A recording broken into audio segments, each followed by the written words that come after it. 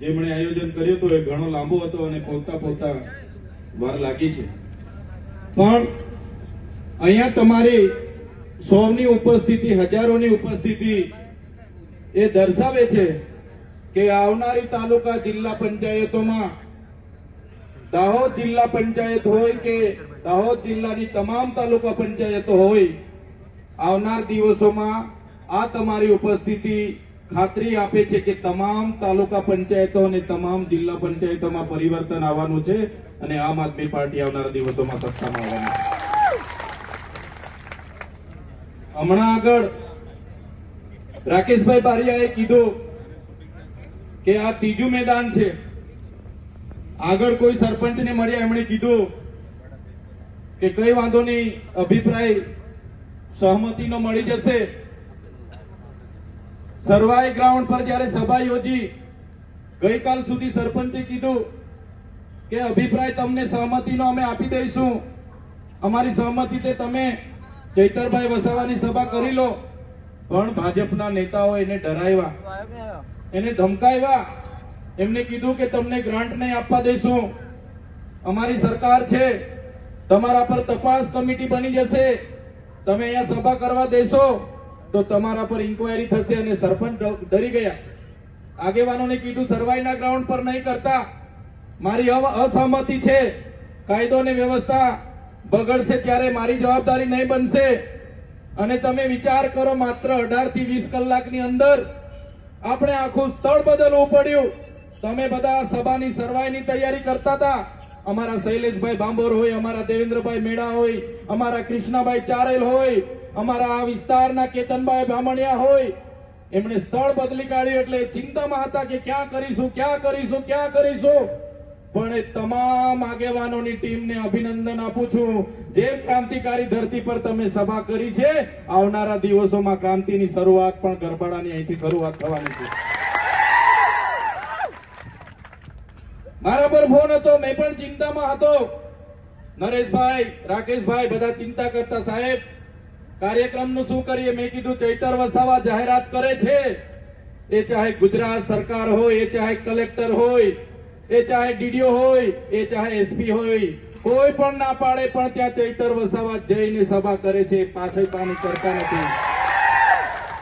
એટલે મેં કીધું સભા તો થશે જ. સભા અમારા ખેડૂતો મને જગ્યા આપશે, અને જે ખેડૂતે આ જગ્યા આપી છે એ ખેડૂતને ચૈતર વસાવાના સલામ કરું છું, તમને અભિનંદન કરું છું. સાથીઓ, દાહોદના અમારા આગેવાનો પર આ ભાજપના નેતાઓ પોલીસ અધિકારીઓને દબાણ કરે કે પેલા પર કેસ કરો, પેલા પર એફઆઈઆર કરો, પેલાને જેલમાં નાખો. અમારી સાથે જેલ અને કેસની રમત ચાલે છે. પણ આ મંચ પરથી એ ભાજપના નેતાઓને કહેવા માંગુ છું, તમને બેઠા એટલું જ અમારી સાથે હેરાનગતિ કરજો. અમે વ્યાજ સાથે હિસાબ કરવા વાળા લોકો છે, તમારા હિસાબ અમે કરી દઈશું. અમે તો 4-5 મહિના જેલ વેઠી લે એવા લોકો છે. અમે 2 વર્ષ 3 વર્ષ વેઠી લઈશું. અમે બધા અમારા પરિવારને કહી દીધું છે કે અમને જેલો થશે તો તમારે ડરવાનું નથી, તમારે રડવાનું નથી, તમારે લડવાનું છે.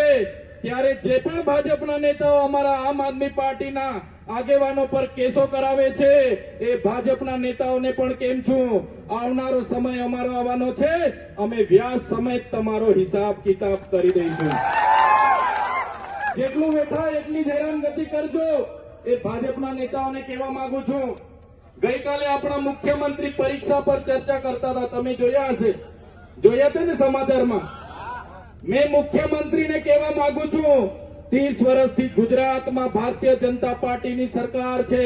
આ દાહોદ જિલ્લામાં 500 થી પણ વધારે શિક્ષકોની જગ્યા ખાલી છે. આ દાહોદ જિલ્લામાં 200 થી પણ વધારે જગ્યાએ પ્રાથમિક શાળાના ઓરડાઓ નથી, બાળકો ઝાડ નીચે ભણે છે. આજ દાહોદ જિલ્લામાં 200 થી પણ વધારે આંગણવાડી કેન્દ્રના મકાનો નથી. આજ દાહોદ જિલ્લામાં 15,000 થી પણ વધારે બાળકો અતિ કુપોષણથી પીડાય છે અને એમને પોષણક્ષમ આહાર નથી મળતો. ત્યારે તમને કહેવા માંગીએ છીએ, તમે પરીક્ષાઓ પર ચર્ચા કરવાની વાત કરો છો, તમારે પરીક્ષાઓ પર ચર્ચા કરવાની જગ્યાએ પરીક્ષાઓની પહેલા તમારે આ વિસ્તારમાં શિક્ષકો સાથે કેટલી જગ્યાઓ ખાલી છે એની ચર્ચા કરવી જોઈએ. તમારે આ વિસ્તારમાં રિઝલ્ટ કઈ રીતે આવે છે એની ચર્ચાઓ કરવી જોઈએ. આ વિસ્તારમાં કુપોષણ દૂર કરવાની ચર્ચા કરવી જોઈએ. આ વિસ્તારમાં સિકલ સેલ એનેમિયા દૂર કરવાની ચર્ચા કરવી જોઈએ. આ વિસ્તારના ખેડૂતોને એમના પાકનો ભાવ મળે એની ચર્ચા કરવી જોઈએ. આ વિસ્તારમાં યુવાનોને રોજગારી મળે એની ચર્ચા કરવી જોઈએ. ત્યારે આ મુખ્યમંત્રી એમના વડાપ્રધાન આગળ ચાય પર ચર્ચા કરતા હતા, એ જ પ્રકારે મુખ્યમંત્રી પરીક્ષાઓ પર ચર્ચા કરે છે. ત્યારે એમને કહેવા માંગુ છું, તમે આવો, તમારા સાંસદને કહો, તમારા ધારાસભ્યને કહો, અમે આ દાહોદ જિલ્લાની તમામ સમસ્યાઓ પર ચર્ચા કરવા માટે તૈયાર છે. અમને તમે કહેશો એ જગ્યા પર આવીને અમે ડિબેટ કરવા તૈયાર છે.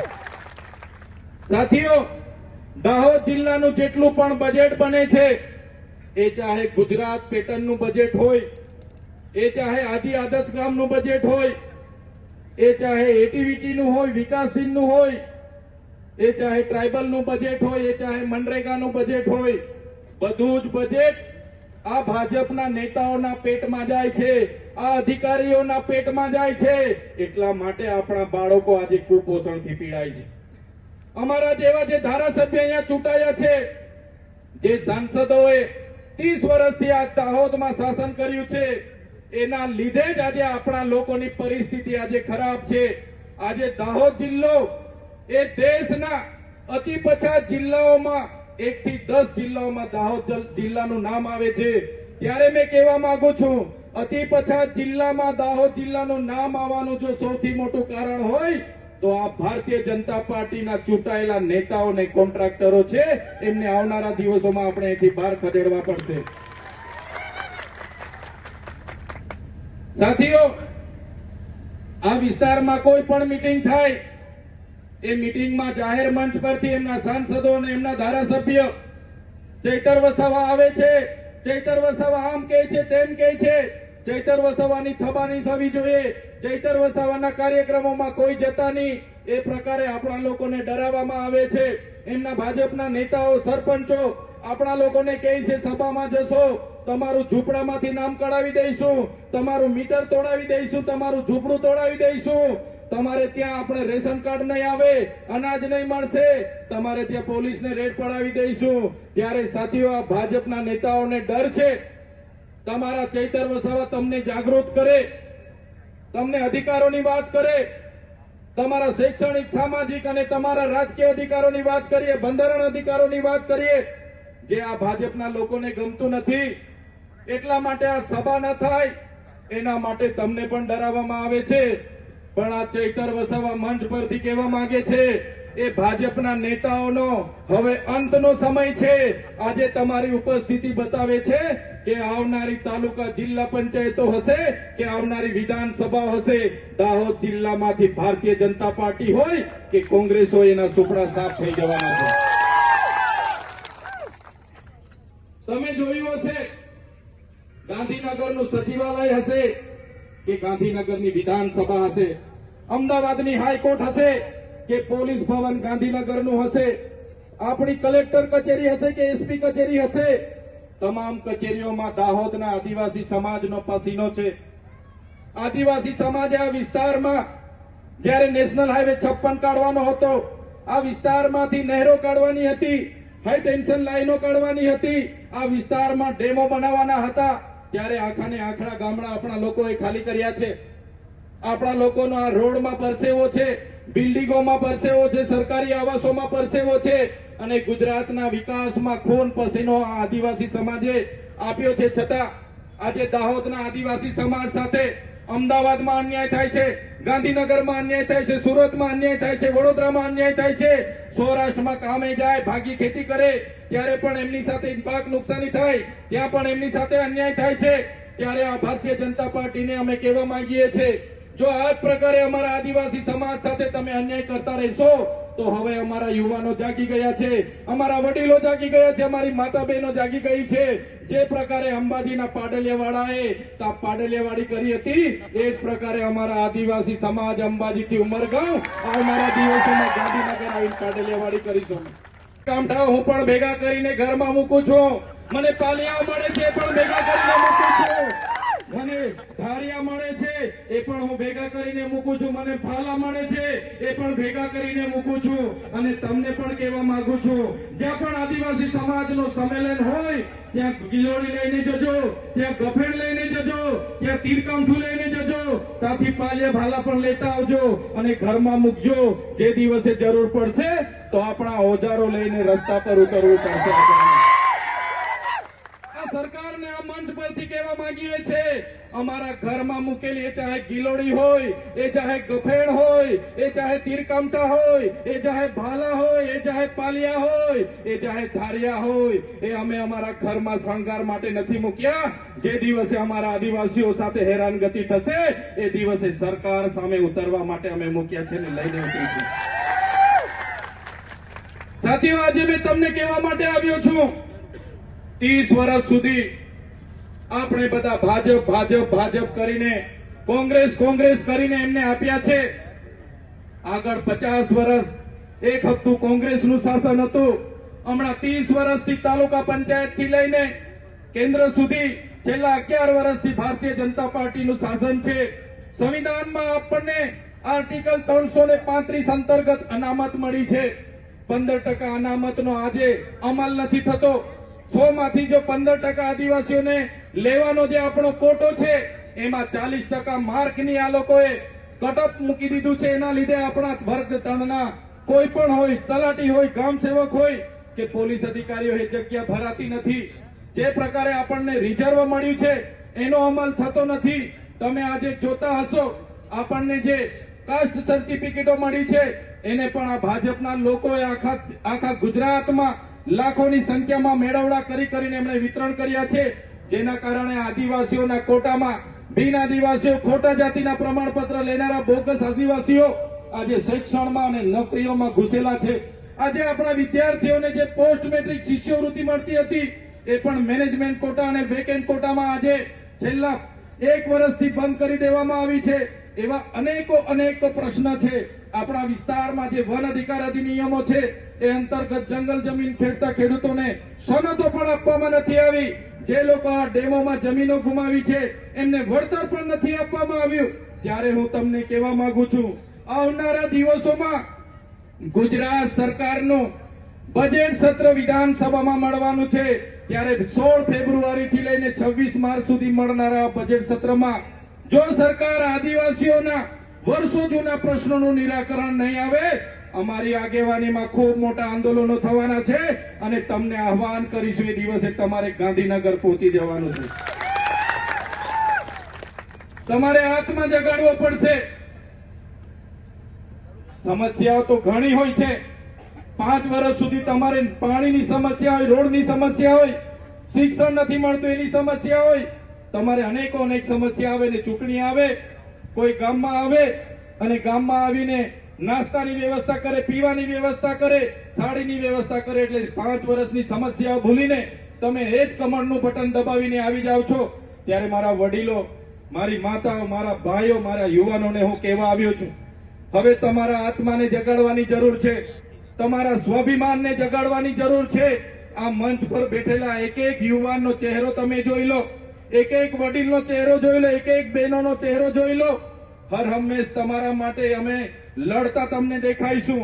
અમારા વિડીયોમાં તમે અમને અવાજ ઉઠાવતા જોયા હશે, તમારા માટે લડતા જોયા હશે. ત્યારે આવનારા દિવસોમાં એમના નેતૃત્વમાં તાલુકા જિલ્લા પંચાયતોની ચૂંટણી લડવાની છે.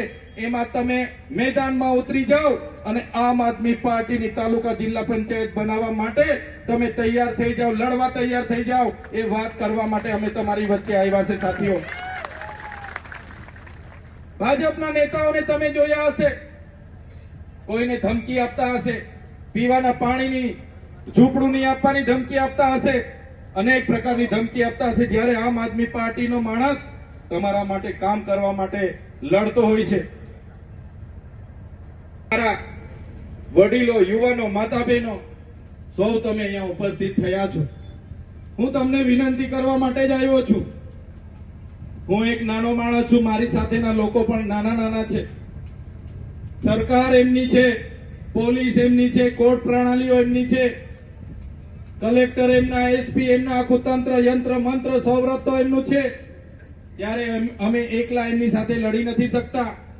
તમે બધા અમારી સાથે છો, તમારા આશીર્વાદ અમારી સાથે છે, એ જ અમારી હિંમત છે. ત્યારે આવનારા દિવસોમાં પણ આ સરકાર સામે ન્યાયની લડત માટે તમારો બધાનો સહકાર જોઈએ છે. અમને એકલા લડવા જઈશું તો આ સરકાર અમને પણ જેલોમાં નાખે છે. તમને બધાને ખબર છે, મારા જેવા હું એક સરકારી વિસ્તરણ અધિકારી, ખેતીવાડી અધિકારી માટે માંથી રાજનીતિમાં આવ્યો, છતાં મારા પર આ સરકારે 19 જેવી ખોટી એફઆઈઆરો કરી 7 વાર મને જેલમાં નાખ્યો. હમણાં 3 મહિના પહેલા મને વડોદરા જેલમાં નાખ્યો હતો અને ત્યાં પણ મને ડરાવવામાં આવ્યો, ધમકાવવામાં આવ્યો, વેદના આપવામાં આવી. મારા પરિવારની સાથે મુલાકાત નહીં આપવામાં આવે, મારા વકીલ સાથે મુલાકાત નહીં આપવામાં આવે. મેં તેમ છતાં તમારા માટે એ ભાજપમાં જવાનું નક્કી વિચાર્યું. મેં આદિવાસીઓ માટે લડવાનું વિચાર્યું અને તમને કહેવા માટે પણ અમે આવ્યા છે. જો આદિવાસીઓને જરૂર પડશે, જો સમાજની વાત હશે અને સમાજના હિતની વાત હશે, તે દિવસે ઉપર બેઠેલા તમામ લોકો સૌથી આગળ તમને જોવા મળશે. તમે જોયું હશે, એક સામાન્ય બાબતમાં ભાજપના નેતાઓના ઇશારે જે પ્રકારે અમારી ધરપકડ થઈ, એક સામાન્ય બાબતમાં કોઈ ઘટના નહીં હોય છતાં અમને સેશન કોર્ટમાં રજૂ કરવામાં આવ્યા, સેન્ટ્રલ જેલમાં રાખવામાં આવ્યા અને એક ધારાસભ્ય તરીકે, એક લોકપ્રતિનિધિ તરીકે અમે સત્તા પર હોવા છતાં, બંધારણીય પદ પર હોવા છતાં 80 દિવસથી પણ વધારે અમને જેલમાં રાખવામાં આવ્યા. ત્યારે મારા વડીલોને, મારી માતાઓને કહેવા માટે આવ્યો છું, આપણે આમની સામે લડવા ઉતરીશું તો એ લોકો આપણને ગાંઠવાના નથી. પણ જે પ્રકારે આ તમારા દીકરાને આ લોકોએ જેલોમાં વારંવાર નાખવાનું કામ કર્યું છે, અમને હેરાન પરેશાન કરવાનું કામ કર્યું છે, આ મંચ પર બેઠેલા દેવેન્દ્રભાઈ મેડા હોય, રાજેશભાઈ સરપંચ હોય, અનિલભાઈ ગરાસિયા હોય, નરેશભાઈ બારિયા હોય કે રાકેશભાઈ બારિયા, અમારા પર જે પ્રકારે કેસો કરવામાં આવે છે, ત્યારે મારા વડીલોને, માતાને કહેવા માટે આવ્યો છું કે એમનો જવાબ આવનારી તાલુકા જિલ્લા પંચાયતની ચૂંટણીમાં તમારે બધાએ લેવાનો છે. આજે તમે જોઈ લો, કોઈ પણ વ્યક્તિ જેલમાંથી છૂટે તો પોલીસ ખાતા દ્વારા એવું સોગંદનામું રજૂ કરવામાં આવે કે વ્યક્તિ આ ગુજરાત છોડીને બહાર ન જવો જોઈએ. મોટો આરોપી હોય તેનો પાસપોર્ટ જમા કરવામાં આવે કે ભાઈ આ આરોપી દેશ છોડીને બહાર ન જવો પડે, બહાર ન જવો જોઈએ. ત્યારે આ તમારા દીકરાને જ્યારે જેલમાંથી જામીન થવાના હતા, ભાજપના નેતાઓના ઇશારે એ પ્રકારની સોગંદનામું રજૂ કરવામાં આવ્યું કે ચૈતર વસાવાને નર્મદા જિલ્લામાં પ્રવેશ નહીં આપવાની શરતે નામદાર હાઈકોર્ટ દ્વારા જામીન આપવામાં આવ્યા. હવે સાથીઓ, તમે વિચાર કરો, આ લોકશાહીમાં 1 લાખથી પણ વધારે મતથી જે જનતાએ મને ચૂંટ્યા છે, એ ડેડિયાપાડા અને સાગબારાની જનતા માટે એકવાર જોરદાર તાળીઓ પાડી લો.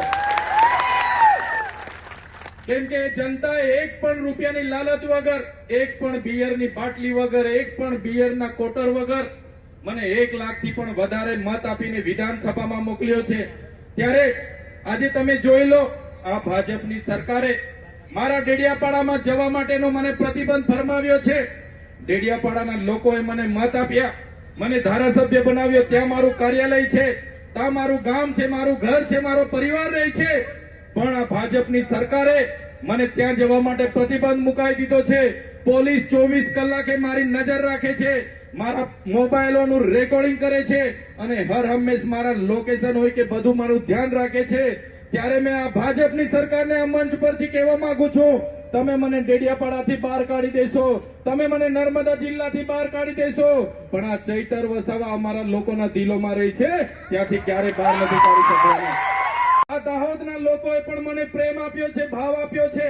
મારા માટે આ ફૂલહાર એમની દુઆ, એમની પ્રાર્થના છે. આ ભાજપની સરકાર, આ તાનાશાહી સરકાર પણ સાંભળી લે. આ ચૈતર વસાવાને જેટલું ડરાવવાનું, ધમકાવવાનું કામ તમે કરશો, એટલી જ અમારી જનતા જાગૃત થશે ને એનો જવાબ તમને આવનારા દિવસોમાં આપશે. ત્યારે સાથીઓ, આ તાનાશાહી સરકાર સામે અમે અમારા પરિવારના જોખમે લડીએ છીએ. અમે અમારા બાળકોની ચિંતા નથી કરતા, અમારી માતા પિતા, અમારા ધર્મ પત્નીઓની ચિંતા નથી કરતા. અમે તમને ન્યાય અપાવવા માટે લડીએ છીએ, તમારી સાથે અન્યાય માટે લડીએ છીએ. એ ચાહે કંપની વાળા અન્યાય કરતા હોય, એ ચાહે પોલીસ વાળા અન્યાય કરતા હોય, એ ચાહે જંગલ ખાતા વાળા અન્યાય કરતા હોય, કોઈ પણ લોકો અન્યાય કરતા હોય, ભાજપ વાળા કરતા હોય કે કોંગ્રેસ વાળા કરતા હોય, આગળ પણ તમારા ન્યાય માટે લડીએ છીએ, લડ્યા હતા, આજે પણ લડીએ છીએ અને આવનારા દિવસોમાં પણ તમારા માટે છેલ્લા શ્વાસ સુધી લડવા માટે અમે તૈયાર છીએ. પણ મારા વડીલો, તમારા આશીર્વાદ અમને હર હંમેશ જોઈશે. તમે ઘરે બેઠા અમારા માટે પ્રાર્થના કરો, દુઆ કરો, એના થકી જ અમે બોલી પાડીએ છીએ. એટલે જ અમને હિંમત છે, એટલે જ અમને તાકાત છે. બાકી આ ભાજપવાળા અમને ક્યારના પૂરા કરી દે, આ ભાજપવાળા અમારું પૂરું કરી નાખે, અમને ખોઈ નાખે. બસ તમારો આશીર્વાદ છે તો આમ આદમી પાર્ટીની ટીમ આ ચૈતર વસાવા હિંમત રાખીને લડે છે.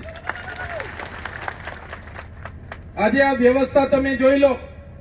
આજે વ્યવસ્થામાં આજે આદિવાસી સમાજ જાગૃત થાય એ પણ આ ભાજપના નેતાઓને ગમતું નથી.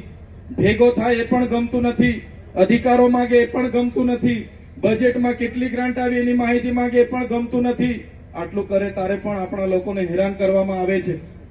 ત્યારે વધારે વિશેષ લાંબી ભાષણ કે લાંબી વાત કરવા હું નથી આવ્યો. બસ અહીંયા મારા સંતો, મહંતો, મારા વડીલો બેઠા છે, મારી માતાઓ બેઠી છે. બસ તમને હું વિનંતી કરવા આવ્યો છું, અમને આવનારા દિવસોમાં સહકાર આપો. આ અતિ પછાત દાહોદ જિલ્લાને કઈ રીતના બહાર લાવવો છે એના માટે અમે ચિંતન કર્યું છે. અમે બધા જ વિસ્તારોમાં ફરીને બધાના અભિપ્રાયો લીધા છે, એનાલિસિસ કર્યું છે. તમામ દાહોદ જિલ્લાના શૈક્ષણિક સંસ્થાઓ સારી રહે, આંગણવાડીઓ સારી રહે, આવનારા દિવસોમાં ખેડૂતોને પોતાના પાકના ભાવ સારા મળે, ભણેલા ગણેલા યુવાનોને રોજગારી મળે અને એ જ પ્રકારની આ દાહોદ જિલ્લાને અતિ પછાત જિલ્લામાંથી આવનારા દિવસોમાં કઈ રીતના બહાર કાઢી શકાય એ પ્રકારના અમે બધા જ ચિંતિત છે. ત્યારે વધારે વાત નથી કરતો, પણ ટૂંકમાં કેમ છું કે દાહોદ જિલ્લાને આવનારા દિવસોમાં જો આપણે બીજા જિલ્લાઓની હરોળમાં લાવવો હશે, આપણા લોકોને સ્થાનિકમાં રોજગારી મળે એવું કરવું હશે તો તમારે બધાએ જાગવું પડશે.